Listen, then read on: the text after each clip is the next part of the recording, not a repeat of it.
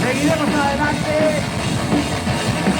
porque lo llevamos haciendo 33 años y aún no han podido con nosotros, gracias al apoyo de gente como vosotros y vosotras.